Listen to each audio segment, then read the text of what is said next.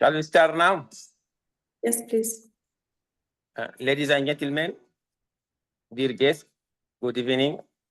Assalamu alaikum, and welcome to this special webinar organized by the World Association for Public Opinion, Sub-Saharan Africa. The title of this webinar, Phone Survey Method, Effective Technique to Improve Response Rate. We are honored today to have with us Mr. John Lee Holmes, Head of Computer-Assisted Telephone Interviewing CATI at Qatar University, Social and Economic Survey Research Institute, with decades of experience in operations management and public opinion research. Mr. Holmes brings knowledge and insight to share it with us. We sincerely thank Mr. Holmes for joining us and extend our warm welcome to all of you attending. We hope this webinar will be a good experience, providing valuable technique and to enhance your skills and data collection and improve survey outcome across contents. Wishing you all productive and insightful sessions. You can start, Mr. John. Okay, thank you very much, Doctor. I'm John Lee Holmes, and I'm with SESRI, as is Dr. Mughira.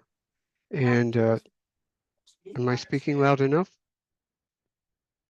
Oh, I thought somebody was asking me. So we're going to start now, and see where's, oh, wow, okay. These faces are covering up the part I'm supposed to read. Okay, there it goes. Here we go. So I have an introduction. I don't want to read through all of it. I don't know. I've heard we have a half an hour, so I'll probably finish before then. But many of you may know that response rates in the West have been in decline. There are many reasons for that, primarily because people get a lot of spam calls, and they have ways that they just basically don't take any calls that they don't recognize, because it's become very annoying. And so the response rate has declined precipitously in the last 20 years. They are trying different modes, mixed modes, combining telephone with online and mail. They're trying incentives. They're doing enhanced outreach and survey design improvements, trying shorter surveys, sometimes using text messages, and non-probability samples, or using address-based samples.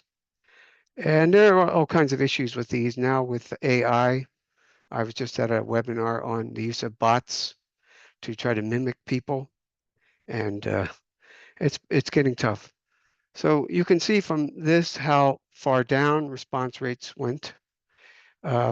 And down here, we are actually still up here at SESRI. And that's sort of the good news part of this, is that in a lot of countries where you haven't had a lot of survey research, people do answer, and they do answer honestly. We're pretty sure of that. There was a lot of concern about that, but we've asked a lot of sensitive questions now, and we have a pretty good sense. We had the World Mental Health Survey, in which our surveys were followed up with doctor interviews, and then there was a correspondence match. So presumably people are more willing to tell doctors issues with their mental health than a survey researcher or somebody calling them on the phone. But there was pretty good correspondence. It was at least as good as what they get with face-to-face methods. So the Middle East still has a pretty decent response rate and is able to use probability samples. This is what we're going to cover, and we can slow down and go into more detail in whichever one you want to. Doing the introduction to what CATI is. I don't know the level of people's knowledge here, so I apologize if some things are very basic. When I say survey methodology, it's just specifically related to this topic. And challenges and procedures, this is about raising your response rates. So these are all the things that we deal with to try to not only raise response rates, but also make sure that we have a quality final product. and the role of the interviewer in that, and then supervision, monitoring, and measurement. And finally, I was going to speak a little bit about challenging survey environments, even though I'm not an expert on that, just to touch base because many of you are probably in that situation. And I did do some interviewing of my own for companies and people who work in those environments, just to add that to the conversation. Introduction to CATI. So it's computer-assisted telephone interviewing. CAPI is computer-assisted personal interviewing. Sometimes people just say CAI, computer-assisted interviewing. It goes back to the days when people used to use pencil and paper, and randomization had to be done using a flip of a coin or some other technique. And there were other techniques to try to pick people randomly if you had an in-person interview. But the computer now does all that, and it also makes other things easier. For example, if you're doing candidate surveys, you don't want to always put candidate A first. So you randomize whether or not candidate A's name is presented first or candidate B. If you have long lists of things, we know there is a bias in terms of people seeing the first couple things for a web survey and picking that. It's a primacy bias. And for phone or face-to-face, there's often a recency bias where you will name the things that you hear most recently more often. So in that case, randomization allows you to try to deal with that effect a little bit by making sure that there's no item always at the top or always at the bottom. So questions aren't missed. Invalid data entry is immediately caught and rejected. And it just enables you to do surveys faster, less expensively, and with more accuracy. During COVID, we also updated our system to include remote interviewing capability. Now, some CATI systems, in case people are interested in what they have, we have the lower cost systems. I'm not sure all of these are still in business, to be frank, but this is the list that I have. And when we were looking at whether we would replace Blaze or not, some of these companies were ones that we interviewed with, like Nepo. I'm not sure if Cases is still around, frankly. But Voxco, they have a very powerful product now, but it's expensive. Confirm-It is very good if you're doing panels. They have an extremely good panel system. So accessories using Blaze. Advantage of Blaze is, although it's extremely expensive, is it integrates with any other programming that you want to do. It has great paradata. Every single thing a respondent does, or I mean an interviewer does, is marked. So when they back up, it marks that. So you can check whether an interviewer is backing up and changing answers and all kinds of stuff. So for us, for the most part, main data collection occurs in 2 labs at CESRI. We have audio and visual monitoring. And as I said, we also collect paradata. And we have 44 calling stations. And when we are running, we have shifts 7 days a week, 9 a.m. to 9 p.m. Of course, they're not always equally efficient. So you try to have the number of interviewers to match your likely efficiency. But you want to cover all times because you're trying to reach everybody. One big difference between an academic survey and some horse race surveys is a horse race survey, they'll call a lot more people, but they'll call them once or twice and they're done with that case because they want to crank through numbers. And they know that in the end, whether somebody wins or loses, it doesn't matter. They've done a lot of tests and they show that calling them 8 times is not improving their accuracy much, that actually the voter model they use is far more important. In fact, one study showed that the interviewer effect was more important than the number of dials. But when you're doing an academic survey, we don't have the final end product of an election to check whether or not what we were doing was accurate. So we try to make sure we're reaching the people who don't like to do surveys as much as the people who do. We won't ever reach them as much, but we want to try to balance it as much as possible. And we interview in up to 10 languages, a lot of South Asian languages in particular. So here's the survey methodology section. Briefly, I'm covering sampling issues, related issues, weighting issues, and questionnaire design. So the type of sample that you can do on your phone will impact your expectations for a response rate. Weighting, if you are doing RDD in particular for cell phones, you need to ask that person how many cell phones they use, not how many they own or how many they have access to, but how many they are using. And that's very important language because in many cases, in some countries, the father will buy phones for lots of people in the family, but he's not using all of those phones. So you want to be clear about that. And actually, when you call somebody, you want to make sure that this is the person who uses that phone the most. Questionnaire design. Phone questions, we tend to want to be simpler than you will see in face-to-face or on the web. And also, we want to emphasize confidentiality, voluntary nature of the survey, and who's sponsoring it.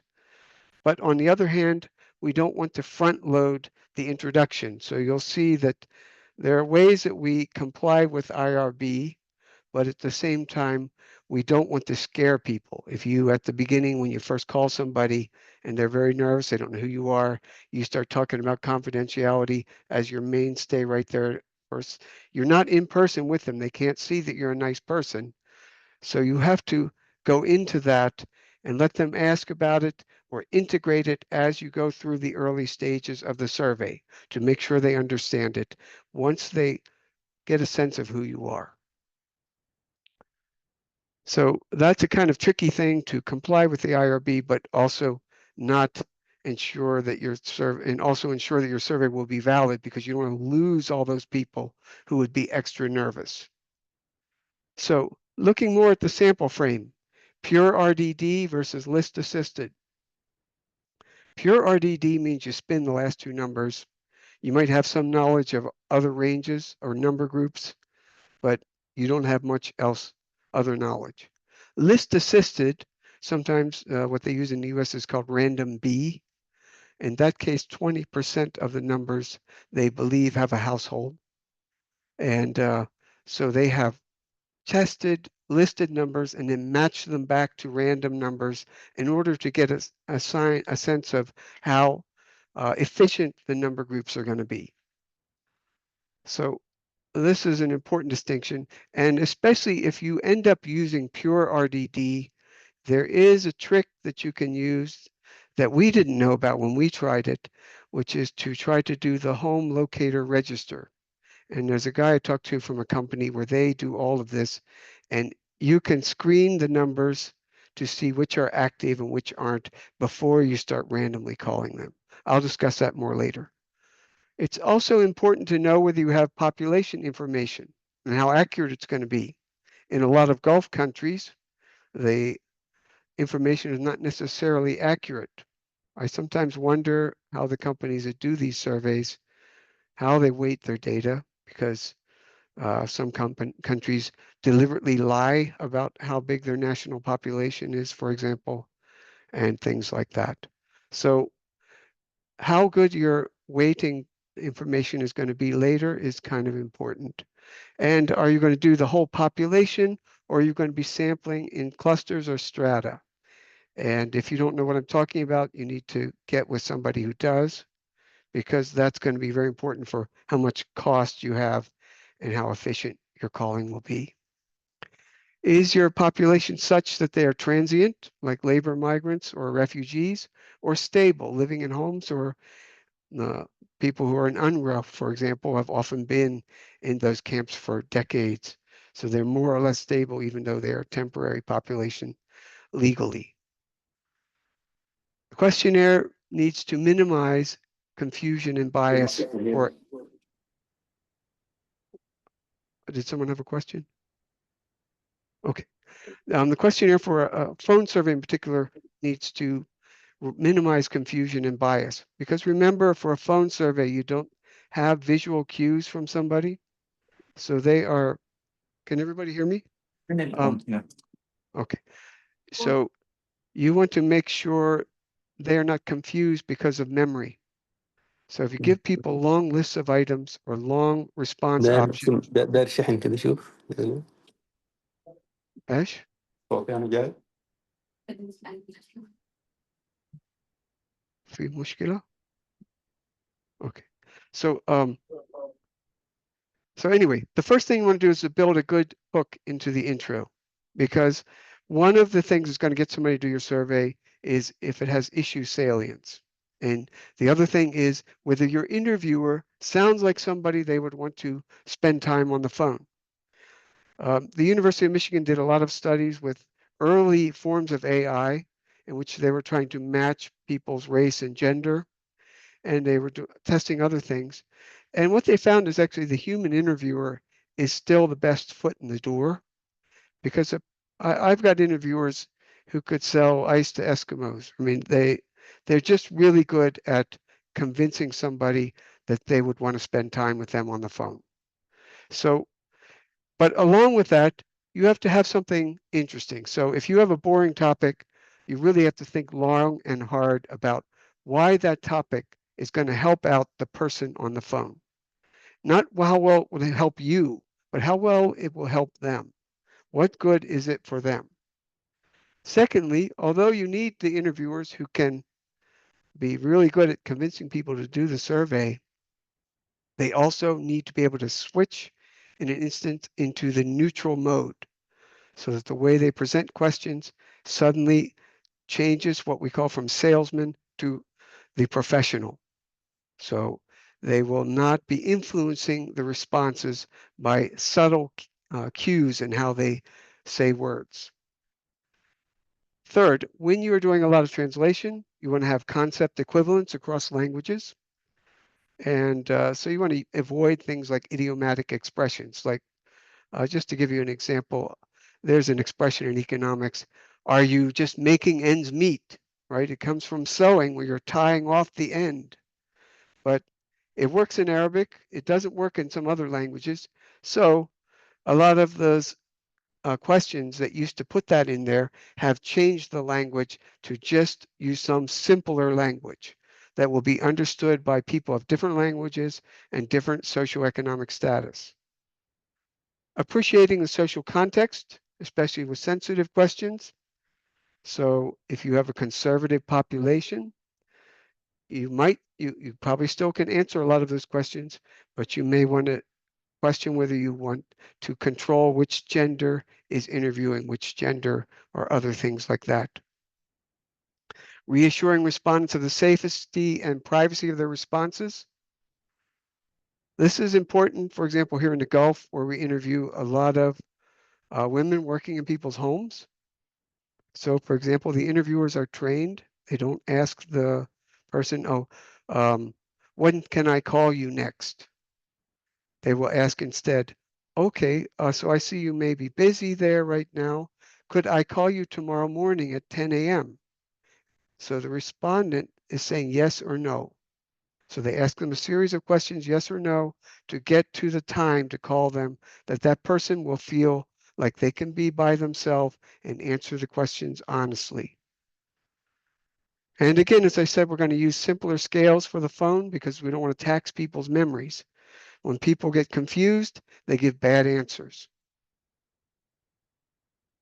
All right, this is a typical intro, although this is technically a re-intro. And why do I know it's a re-intro? Because I start out with my name is. I don't know if this is true in this part of the world, actually. We tested a little bit and it was a little bit better, but there wasn't significant. But the issue was in the US, for example, it used to be that marketers would always say, hi, I'm Sally, and I got this great product for you. So in academic survey research, they started putting it at the end. And the other thing they did, unlike this, we don't ask for the initial call. We started this survey with you, but we're unable to, we don't say, would this be a good time to talk? We don't give them a yes or no question. We say instead, if you have no questions, let's get started.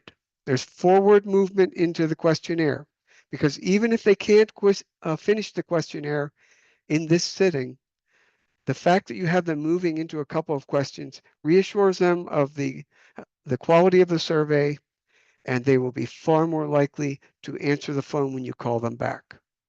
So this is an intro. You've already talked to them once, and now calling back, you say, "Hi, I'm Jerry," and then they might hopefully you try for a callback to have the same person, so they might remember Jerry.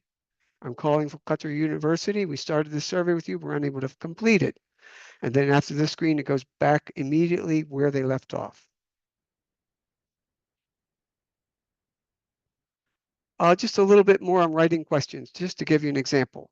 So, for example, you could ask a question, do you support or oppose such and such a topic?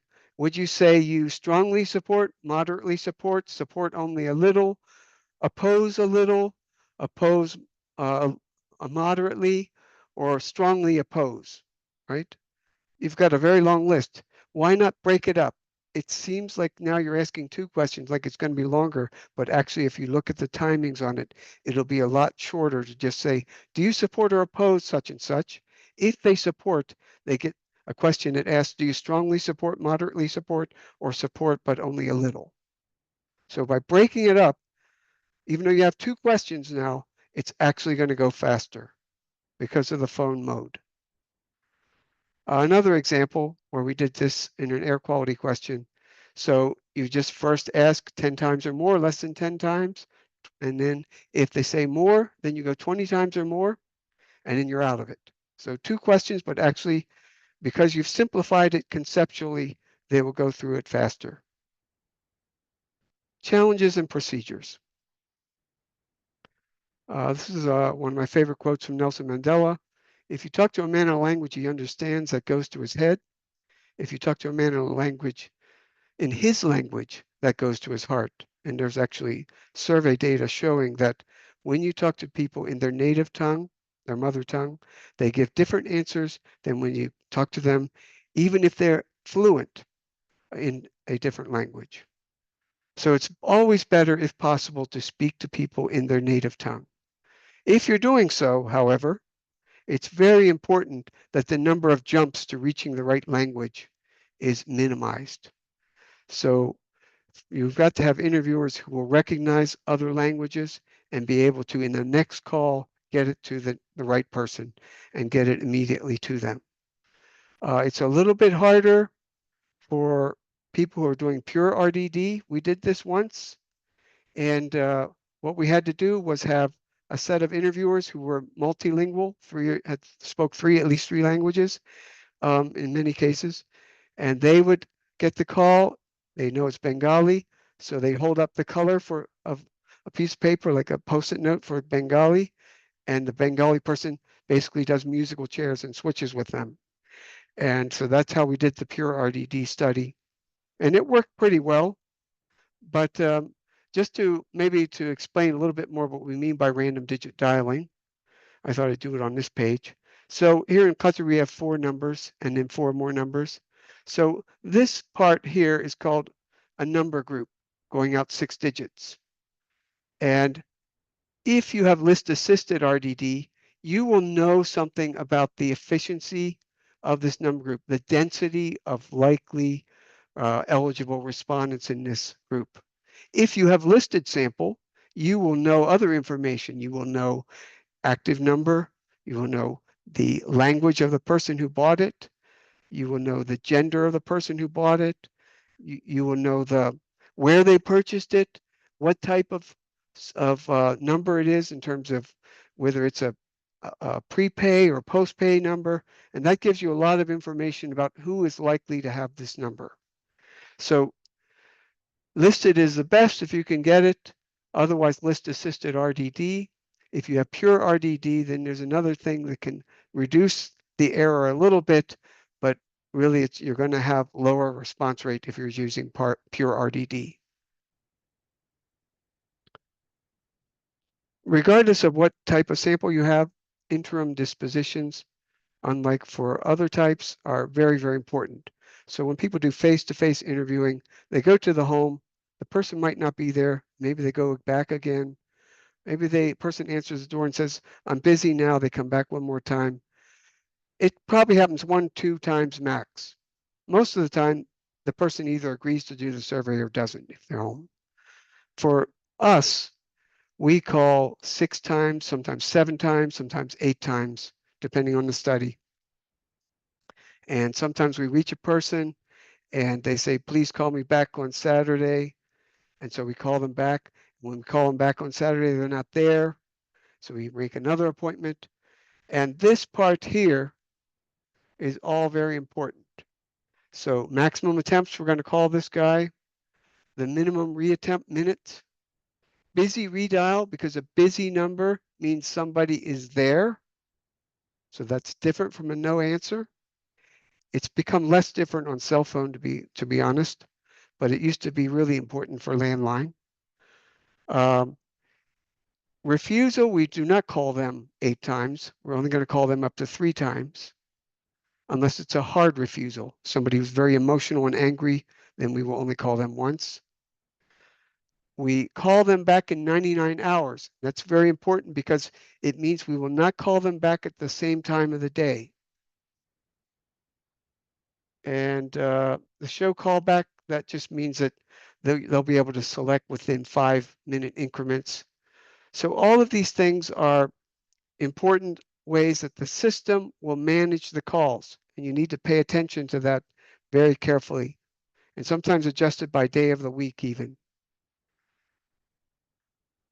So language switching also depends on that.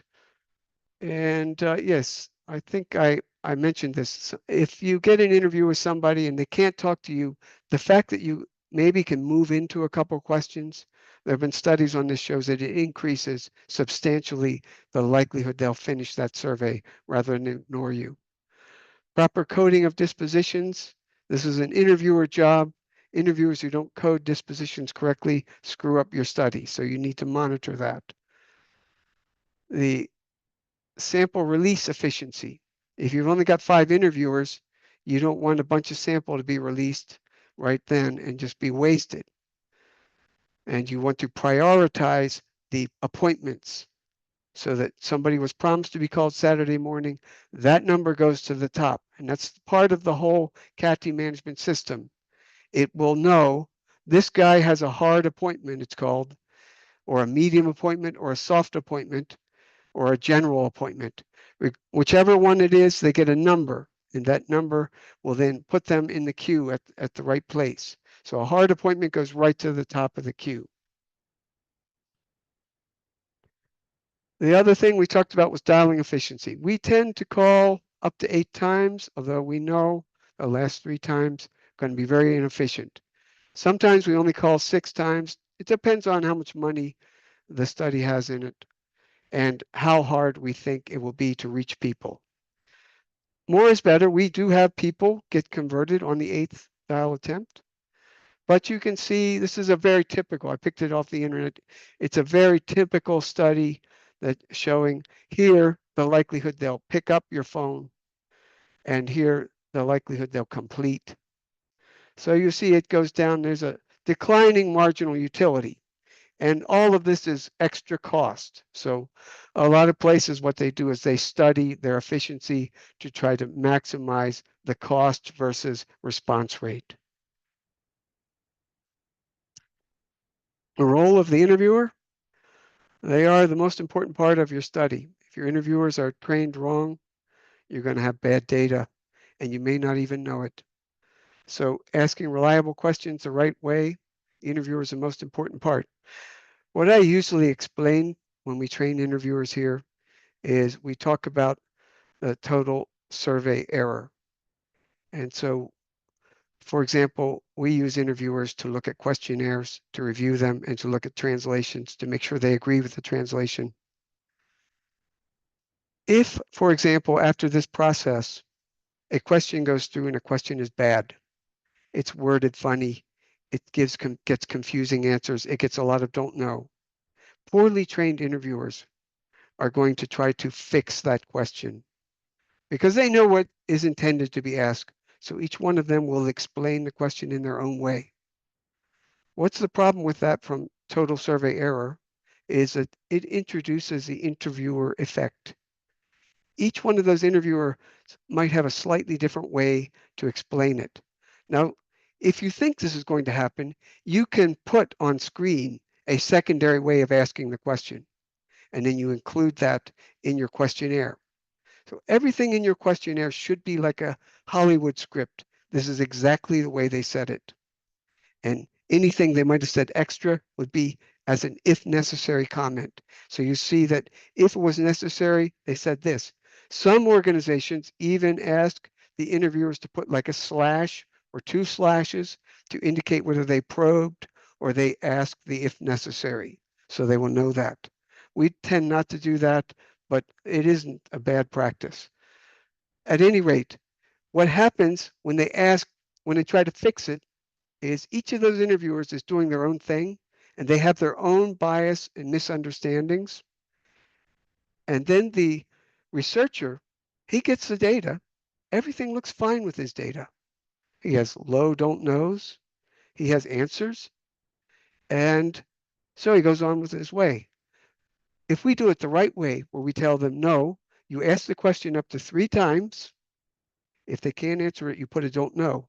Now suddenly the researcher sees 40% don't know answers. So when he asks us what's going on, he says, that's because there's something wrong with the question. So he knows to fix his question the next time he answers it. And he also knows that he hasn't introduced inadvertent error into that question where he thinks he has a response, but it isn't actually.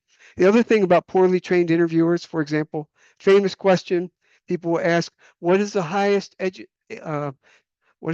level of education you have completed? That word completed is very important. If 1 year you train your interviewers very hard and make sure they understand that word completed, they will, for people who are in their 3rd year of college, they will put high school. But if the next year you're lazy and you don't train them or you just forget, they might just try to give the person the benefit of the doubt. The person's in 3rd year college or he's in his final year of college, so put college.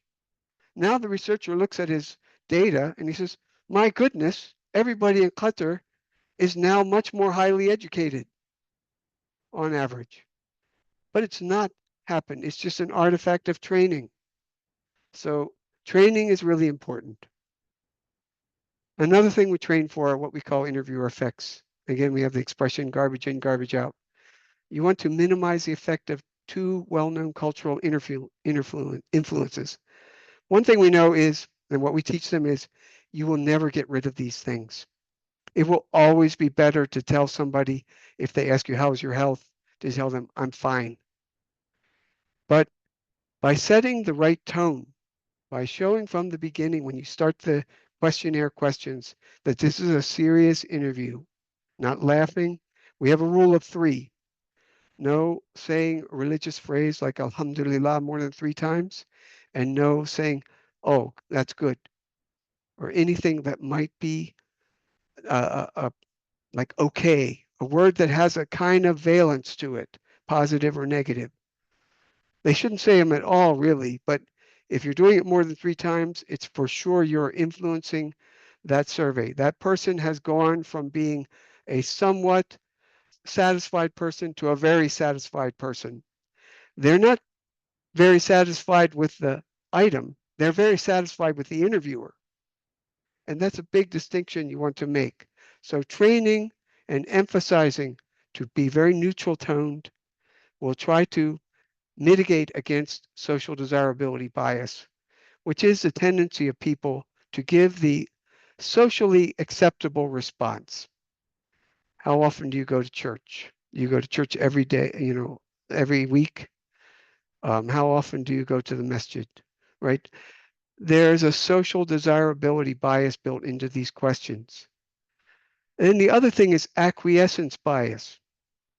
The very thing that might get somebody to do the survey, you're a well-known organization, you're Gallup or somebody, and now they've gotten their chance to do your survey, might cause them to want to be agreeable with you. So they think you want to hear this answer, so they will give that to you.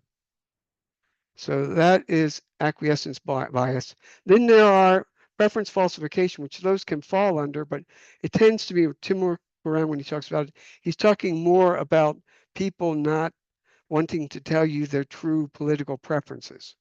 Again, giving the respondent early on the impression that you are a professional, you want to know what they think, because everybody's opinion is important because they represent people who think just like them throughout the population. Emphasizing that to the respondent and reiterating it is one way to try to mitigate against these effects. In your initial call, we always emphasize safety first. So people who are driving or operating heavy equipment, we do not talk to them. We set an appointment. Privacy, if you hear a lot of clamor in the background, family members coming in and out, friends, talking to them while they're on the survey, we tell them, please set an appointment with that person for a time when they can be by themselves.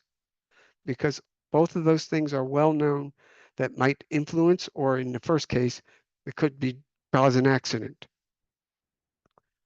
Gaining cooperation is important, but we don't want to influence the mood of the respondent. Interviewers should leave good, brief messages for their colleagues. Like, for example, person has a young baby, do not call after 7 p.m. Or person wants to be called Saturday morning. So even if something goes wrong with the disposition system, the next person sees that message. Even things like hung up on the word Qatar University. That tells the next person, when I do my intro, maybe I skip Qatar University. This might have been a student who didn't get into Qatar University. So I just talked about Social and Economic Survey Research Institute. So these little messages are like clues to the next person as to how you can convince that person to do the survey.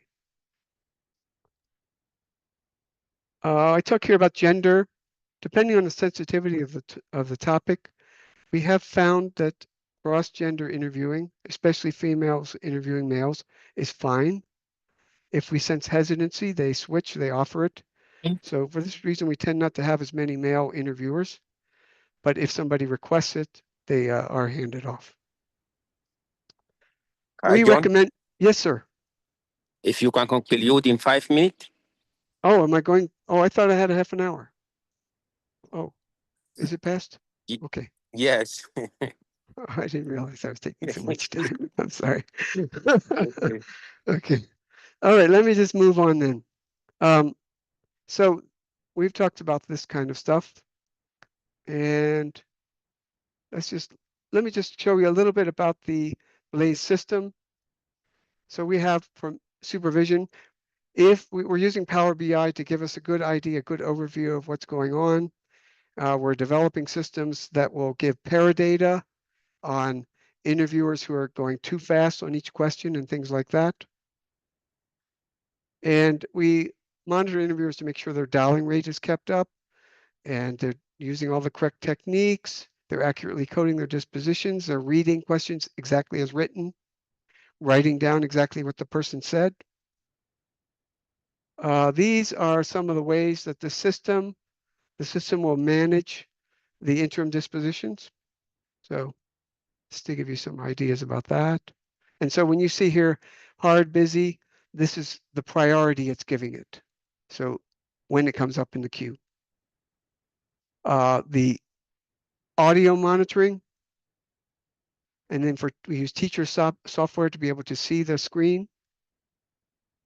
And then we evaluate them. Goes into on the phone, and so the individual interviewers can be seen how this is a supervisor evaluating the interviewers.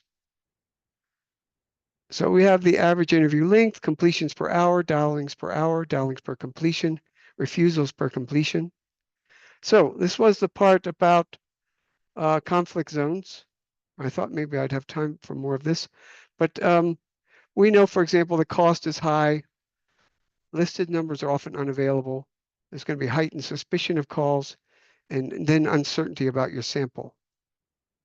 So there are some places using mesh networks to try to do surveys, other places using stuff like Frontline SMS, which NGOs are using, or Rapid SMS, UNICEF using that. There's hybrid systems, and some people are trying pure RDD. If you use pure RDD, look up this issue of using a home location register, because it will silently query a database as to whether it's active or inactive, assigned or unassigned, what mobile network it's been on, and the last known roaming location in terms of the country or region. So make sure they're calling the person in the right country or region. It does not call the user. The user does not know that you did this. So it's a silent network request. And you can see the efficiency gain from using this kind of lookup. And then I was going to discuss about how the tree that it does, but I've basically covered a lot of these already. And in conclusion, if you're looking for training of interviewers, there is a book I highly recommend called The Telephone Interviewer's Handbook, How to Conduct Standardized Conversations by Patricia Courtney. It's basically everything I know is in that book. All right. Thank you very much, everybody.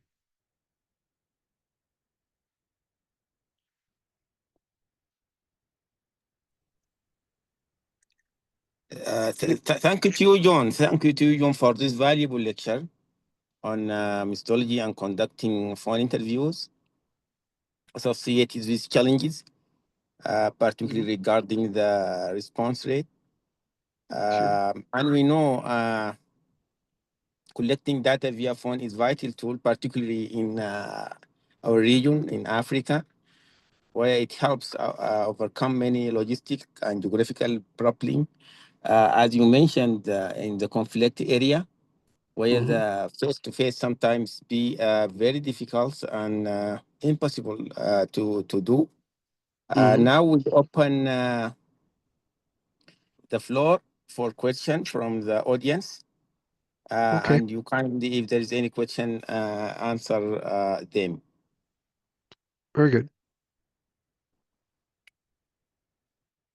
I really stumped Good, everybody. good afternoon. Oh. The first person in the line to speak is Ayukunden Moses. Okay. Ayukunden, you can ask your question if you'd like.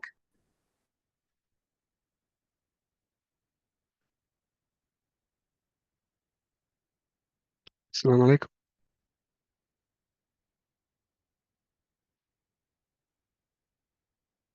I don't hear anything. I think you can speak now, Ayukunden.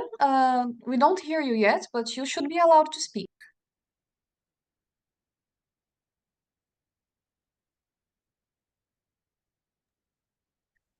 I imagine that there is some technical issue happen. Ayukunden, if you would like to write down your question, I can read it. Otherwise, we can move on to the next question.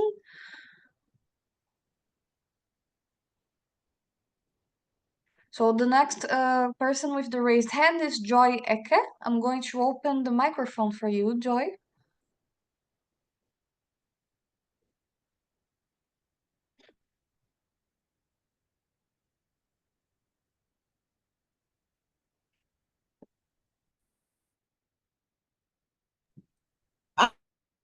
Sorry, I did not have a question. It was just by mistake.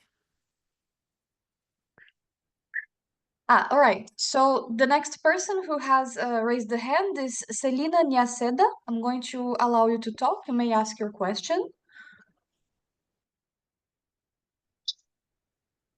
My question is, how do you ensure quality data apart from checking data after it has already been collected? Because I've seen you've mentioned things like questionnaire length and that, which you can only check after data is collected and the interview is done. So how is there any other way of ensuring that quality data even while it is being collected through CATI? Okay. So it's generally recommended. It depends on your technical capabilities, but if you have the ability to do audio monitoring, you should do that with about 20% of the surveys.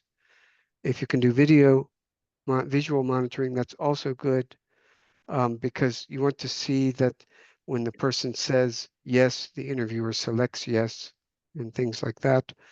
The other thing, assuming you have that capability, the supervisors can do that, but also you are checking, this is the job of the lab manager, is to be looking at interviewer responses after a shift. So for example, I'll look at an interviewer and I will see Is this interviewer one standard deviation above or below their other people on key questions or demographics like gender? Then I have to ask what's going on with this person, and then I will instruct the supervisor to monitor this person more. I'll look at their timing. People sometimes, interviewers, when they cheat, sometimes they'll cheat by going through the questionnaire very quickly. So you will see that the seconds per question doesn't make sense. So you will ask the supervisor to check that interviewer more particularly. If you don't have audio and visual monitoring, but they are in a lab, you can at least try to have your supervisors standing or near them. Supervisors should not be just sitting at a desk. They should be moving about in the lab because they're there to assist people, and they are supposed to be hearing what's going on, even if they're not hearing it through the headset, to kind of get a sense that what is going on is correctly and make sure people are dialing. There are lots of articles that you can find on techniques to check for reliability of data. There's Benford's law and things like that. There's a lot of tricky statistics, looking for straight lining to try to detect interviewer falsification. A main one is going to be the time. Human beings are bad at randomization. So an interviewer who's cheating will do what they call false randomization. People use this now even more often for web surveys because you have interview respondents who are just trying to get paid money. So they're going quickly through a survey, just randomly picking stuff. And so you can use these techniques to detect false randomization to weed out the bad data from your web survey. So you're looking both in real time, you're listening, but you're also looking for the paradata, which is let me explain what paradata is. Paradata is all of the stuff underneath that the interviewers are doing. Anytime they move through the questionnaire, the system records that. The seconds they spend per question is all recorded. Backing up, going back, the deleting text, all of that is recorded. So if you see an interviewer that in other measures that you have is doing something funky, then you start looking at the paradata more clearly. And now that we have all this technical means, what we're doing is building a system both for CATI and CAPI that will show in real time issues with paradata. The question actually becomes not so much about the paradata showing you good information, it's showing you too much information. Sometimes you feel overwhelmed and you end up having to hire a supervisor just to look at that stuff because it really gets overwhelming. So you have to figure out what good cutoff points are. I hope that answered your question. Yeah, thank you, John. Sure. I think that covers much of it. And if it's not wrong, maybe I can just ask one follow-up question. When it came to the timing, you mentioned something about 90 hours between calls and callbacks. Oh, 99 hours. Would it 99 hours? That was for I refusals. think that's what I had. I hope it was heard Yeah. correctly. Oh, 99 hours. And then you've also mentioned that it's up to 7, 8, or 9 attempts. Well, we Would usually don't that do 9 attempts. Up to 9 attempts. Right. So Some I'm places say assuming these 9 attempts are 99 hours apart. Wouldn't that make the survey very long? Maybe just following up on one person, unless the timelines. Yeah, wouldn't that make the timelines for this survey very long? Okay. If we are giving someone trying So- 8, 9 times and in between 99 hours, wouldn't that now even compound to make it costly? Because maybe we are paying our interviewers per day or per interview or something, but Right. wouldn't that extend the time of the project Okay. and therefore extending the cost? Sure. You're absolutely right. There's always a cost issue. I showed you one slide that shows you basically 5 attempts. You're getting most of your people. The issue is the people who don't respond, your non-response people. Because the people who don't do surveys are likely to be different than the people who do. So it's kind of important especially for an academic survey, to try to include them. But you won't be able to get everybody, right? So we train interviewers, and one thing I didn't go over is, like, we call it the sort of judo move. So when somebody says, I'm too old, the interviewer says back to them, oh, we really need people who are older like you to get the opinions of people who are older. We don't get enough of those, right? This is in the early stage where they are the salesperson. They're trying to sell the survey.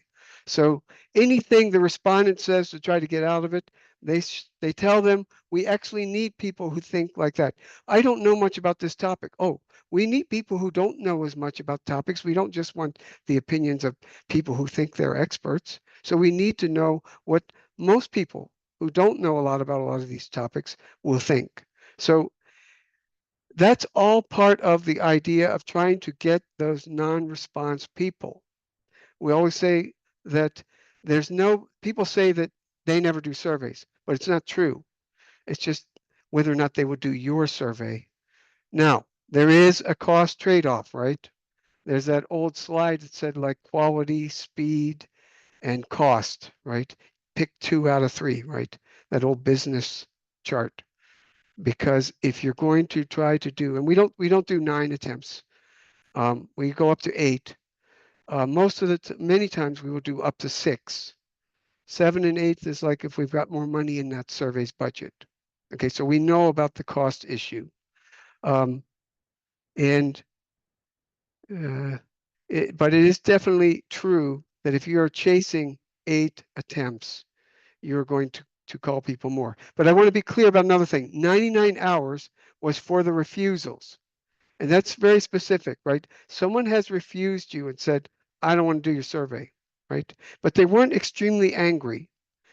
It's a bit of interviewers get used to what is the difference between somebody who, if you call them again, they're never going to do the survey, and somebody who might do the survey. The soft refusal and hard refusal. And so for the soft refusals, we'll call them 99 hours later, importantly, with a different interviewer, okay? And that's important because maybe they had a bad day. People have different moods. So they didn't do your survey, and maybe they were even a bit rude, and now they kind of feel bad. So if a different person calls them, if the same person calls them, they might hang up again because they're embarrassed, right? But if a different person calls, now's their chance to be the good person they know they are deep inside and do your survey. So there's a bit of a psychology going on with these numbers. And 99 hours is basically to give enough time that you're not calling them right back and annoying them, but also that they're not going to be hit on the same time of the day. Because 99 doesn't come out evenly. So it moves the time of the day each time it calls. And we only call those people up to 3 times. Is that clear? Thank you. Yeah, thank you. That's been answered well. Sure. All right. We have a little time left, so I think we still have time to answer a few questions. So I think there is another question by, let me see. Okay, so there's a question that was typed by Jane Monfe. She says, when designing a questionnaire, is it important to take into account the expected length of the interview? I observed that during the telephone interview, the estimated duration was not communicated in the introduction. Shouldn't this information be included to better manage respondents' expectation? Depends. If asked, we tell them. If not, we go through, and when they show hesitation, we remind them that the survey can be done in multiple parts. They have to leave. And so, if it's a really long survey, like a 30-minute survey, then we do tell them to manage their expectations. But we know that doing that is likely to lead to a hang up. So sometimes we don't tell them until they're starting. We just want to remind you that it's confidential, and this is going to be a 30-minute survey. So if you want to come back later after you've started a few questions, and then they might have a back and forth and they say, well, let's just get started and try a couple of questions. So you always want forward movement into the survey. And you have a self-interest in not lying to respondents or misleading them greatly, because one thing that does lead to low response rates overall is if people feel like your organization is deceptive.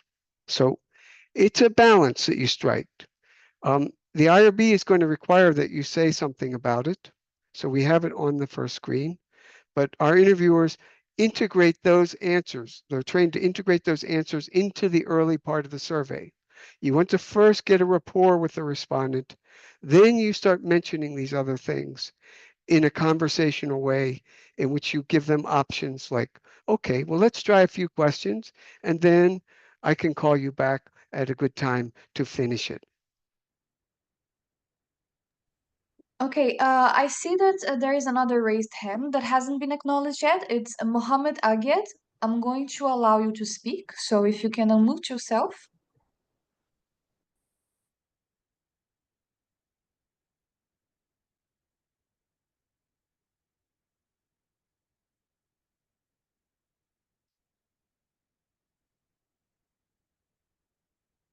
Well, I think he is unable to speak now, so I'm going to try and read one more question from the webinar chat.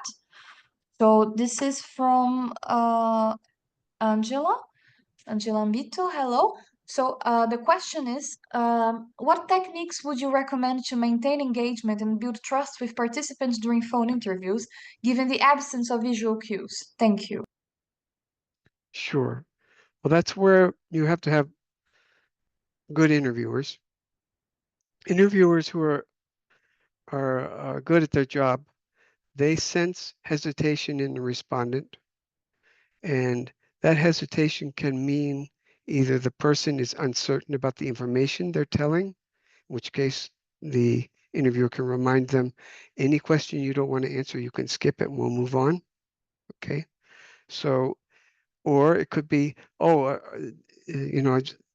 we just have a few more questions, but we can finish this questionnaire later if you need to go. So a good interviewer is really the key to making sure that happens properly. And part of being a good interviewer is being somebody that someone would want to spend time on the phone with. Okay. I'm not a good interviewer. Nothing against myself, but I know, because I used to do pretest surveys, because sometimes it's good for researchers, and I recommend this, researchers to sit down and do interviewing on the pretest, because you really find out how good your questionnaire works when you have to read it to somebody. And so I used to do that, and I know that I'm really not very effective as an interviewer. But women tend to be better interviewers than men, but it's not always the case. I have had really, really good interviewers in the past that were men.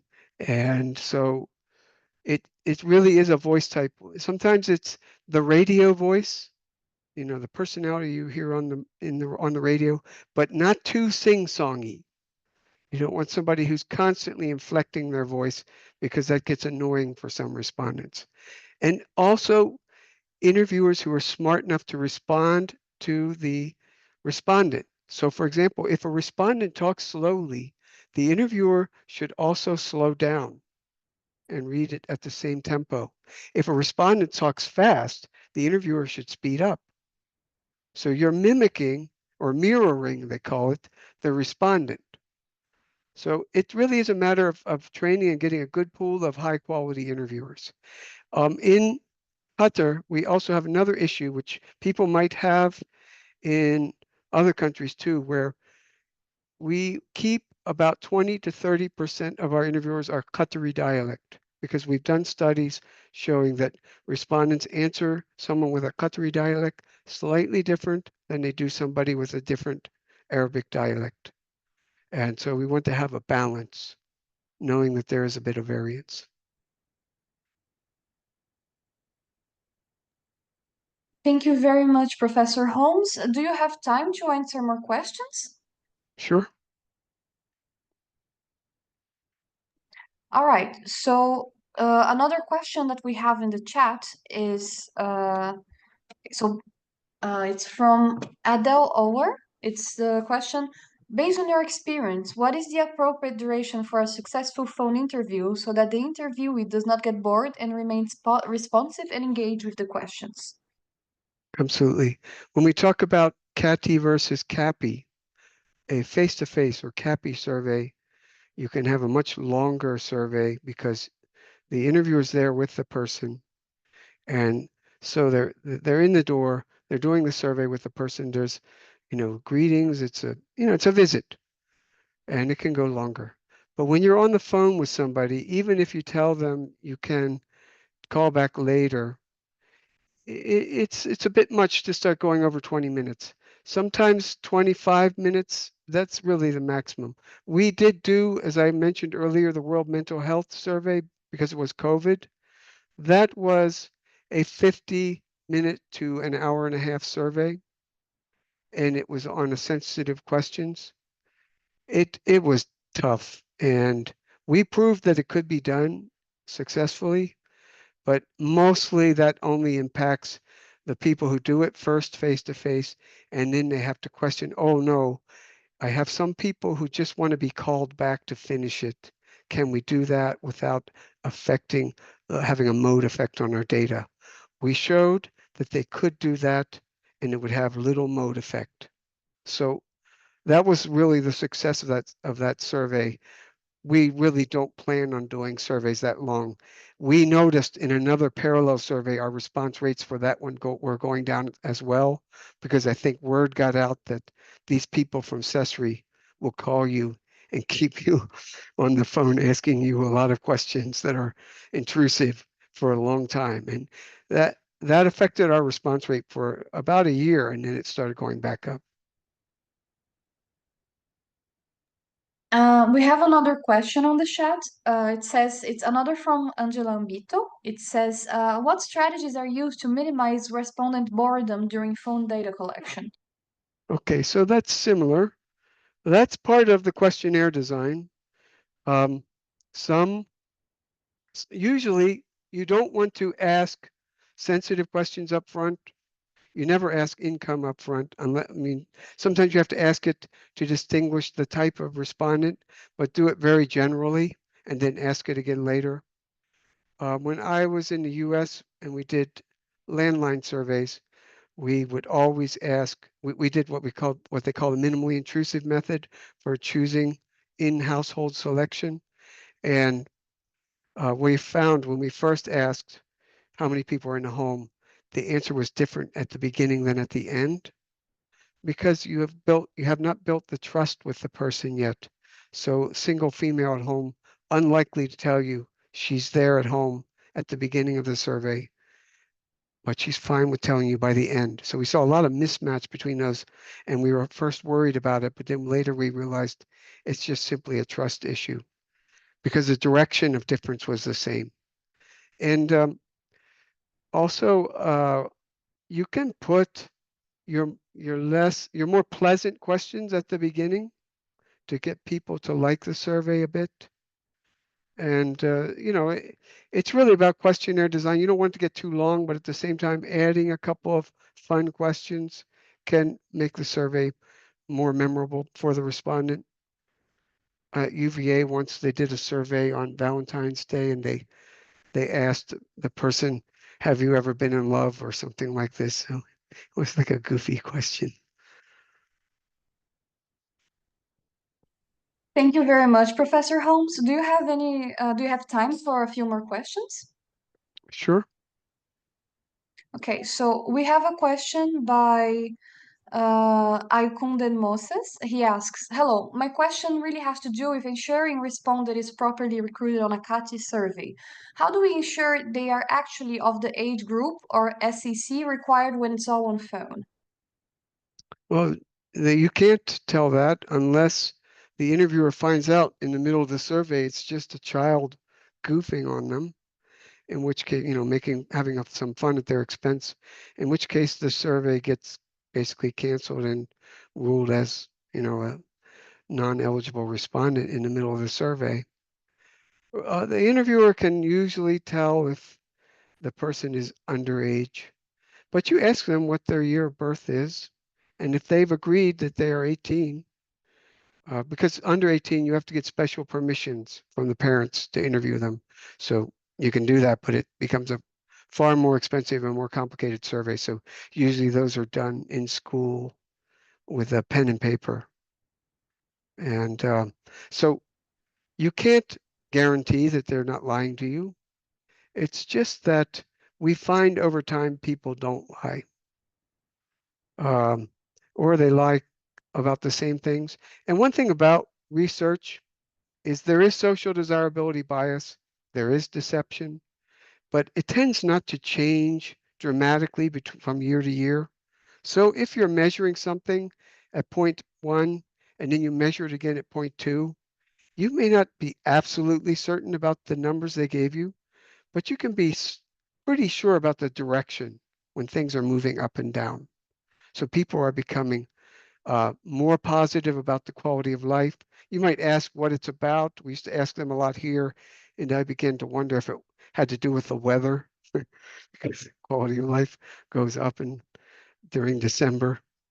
So there are little things that could impact it, but they're explainable things. But in general, looking at things over time 1 and time 2, that's pretty objective, going up and down, even if the absolute number you receive is not certainly, the true number. It's close enough. People lie a lot less than you'd think. Even the shy Trump voter thing, when they've done studies of it, it's proven not to be true. And people still believe that was a big issue in 2016, but all the tests of it showed it wasn't true. Thank you very much, Professor Holmes. So I think we've gone through all of the questions now. Okay. I believe the WAPOR Sub-Saharan Africa president would like to say thank you now. So you may speak now. Thank you very much. Good evening and good afternoon and good morning, everybody. Thank you, Professor, for such an enlightening presentation. We've had a lot of people on this particular call because indeed computer-assisted telephone interviews and phone methods are the way that most people are gathering data today. So on behalf of WAPOR-SSA, I just want to extend my heartfelt thanks for you taking the time to take us through this very interesting session. I think the participants will all, join me in saying it's been very insightful and we've learned quite a bit.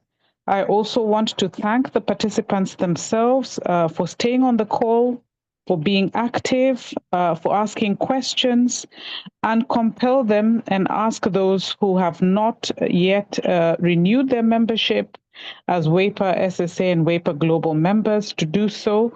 Lynn will provide the links that are necessary. As you can see, there are a lot of advantages of being a member of WAPOR-SSA.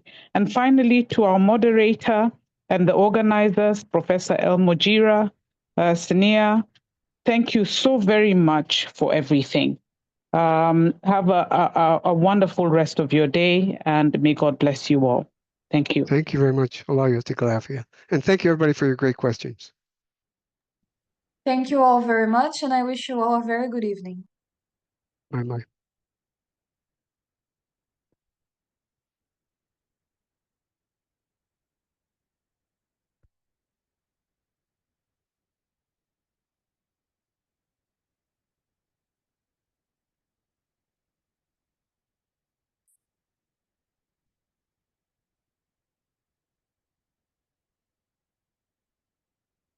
Excellent.